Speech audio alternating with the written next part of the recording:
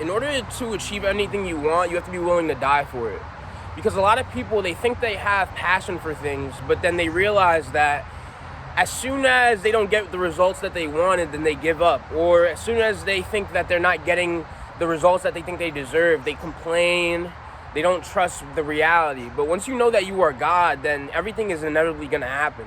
You see, a lot of people, they think they have free will, that they think that their decisions are theirs, but environmental circumstances led you to what you think morality is, and it also led you to what you want to do in life. Like, some people will say, oh, like one of my students asked me, like, how I get worried about, you know, my success in music and if I will get the due praise I have. And I told them that you have to remember that music found you, so the results will also find you. You have to just let them come. But people, they chase after existence because they think existence belongs to them, and they think that their passions and their purpose belong to them. But even Christians, even though they have like kindergarten spirituality and like very twisted, perverted, you know, versions of the truth, they'll even say like God gives people your purpose, and it's your opportunity to fulfill it. But Christians will deny that we have no free will, but they'll also say that God created your purpose. So it's like they're so contradictory. But in a sense that you realize that when you realize that God gives you your desires, and you really have no, like, there's nothing to really fear, because when you realize that God gives you your desires and you just realize everything happens naturally, you have to access that inner silence that is beyond desires, is beyond a need to go anywhere. Just be as you are in the moment, and your purpose will be revealed to you. It's not your purpose, it's God's purpose. But a lot of people, they get scared. They're like, oh my God, if I get rid of me, will I still do things? Will I still participate in the world? Will I still do this and that? Yeah, of course you will. God will. No, like Sage Ramana said, no man can remain completely still. We all have to do what we have to do. But a lot of people, they're scared of their purpose because they think that it belongs to them. But I'm telling you, once you realize you are God, you can literally achieve anything, because you are that. And you are limitless. God is limitless. I always say that God is so humble, or the goddess is so humble, that they can accomplish anything and have limitless selves, but they don't have a one self.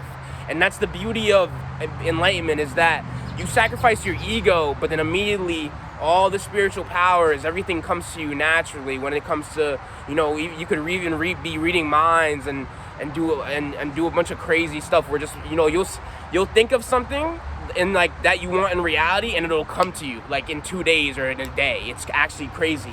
But you have to not desire it. You have to literally, like, you have to be willing. Like, I don't care if it's like your greatest desire. You literally have to be willing to lose it. You have to like not care and care at the same time, because you're naturally going to care, because that is what the universe wants to do with you. But you get messed up when you think, oh, I have to be doing this and that. You're gonna do it anyway. But a lot of people, they don't trust themselves. They don't trust their own genius. We are all born with innate, limitless wisdom, because we all have access to God, because we are all God. But people get caught up in, oh, if I don't do this, then I won't achieve this. But at the same time, if you're not meant to achieve something, you're not gonna do it. I'm not one of those people who they're gonna tell you, oh, you like I'm some witch who's gonna tell you, oh, if you do this and that, you're gonna get this and that. No. I'm saying be desireless, and you will naturally be fulfilled by the purpose God has for you. But you're so caught up with your ego and like, I want to be doing this in life, I want to be doing that in life. I'm telling you, if you naturally let it play out, life will make you into something greater than you thought you ever could have been. I never thought I would be recognized as a sage, right? When I was 15, 14 years old, I wanted to be a football player and stuff like that. Now, when I was 14, when you would told me at 13, 14, 15, would I rather be a D1 football player or a sage? He would have said the fool would have said a football player, right? But at the same time, now I would never trade it for anything, because spreading the knowledge of freedom is the most fun I'll ever have, because it's my greatest joy. So it's like, you see how sometimes we think that something is our purpose, but what actually we have a greater purpose the universe has in mind for us. Always remember that the goddess knows all, and you'll better than you, and you'll automatically know all, and you'll know better than anybody else. Because when you're humble enough to surrender to the goddess, and you say, I don't know a damn thing, you know everything, my mother, then she immediately reveals all the knowledge to you. Because when you are, it's like when you're the daughter of a humble king. It's like the people who are begging the king for his riches, they won't get his riches. But the ones who they calmly love the king and they're humble and they don't really demand anything from him, that's who the king gives his kingdom to, right? Because the king is smart. He realizes that the one who's begging from me, he might destroy the kingdom and destroy himself with his desperateness to achieve. The one who surrenders to me and loves me and for as I am, I give him everything.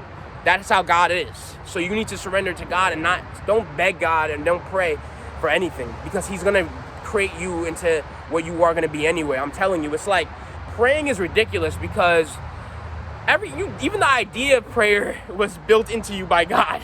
So when you realize you have no free will, then it's like almost a joke, like in the sense that the idea that you can control reality, it's like even the idea of controlling reality was given to you by God. So, but it's like there's no harm in this. There's no like you're not. A lot of people think dying is this scary thing, but actually dying opens you up to limitless possibilities because you're not confined to this limited idea of self. And you end up doing the greatest things you can do, not confined to what you think you should be doing. I'm telling you, the more you open up to the possibilities of not needing a set purpose, you will end up finding your purpose. But a lot of people, they want to get famous. They want to like fulfill their ego and like, oh, if I do this, then I'll get praise from the village, or if I do this, then I'll get praise from my family, or this and that. But your family's not going to be with you till death. So don't worry about what your family is thinking about you or what they think about your purpose. Just do as you do. I'm telling you, let God do as you are, and he'll take care of you along your purpose. But only if you surrender to him and trust that everything will work out no matter what. In the sense that you have to be detached from any results in this world. Sage Siddharmeswar says there should be no desire if the kingdom is given and no care if the world is drowned. Why? Because you have the inherent kingdom of God within you, but you betray God yourself when you go after these paltry this material, superficial world. Don't run after this material world. It has nothing lasting to give you. Run after God and he'll give you everything. I promise you that.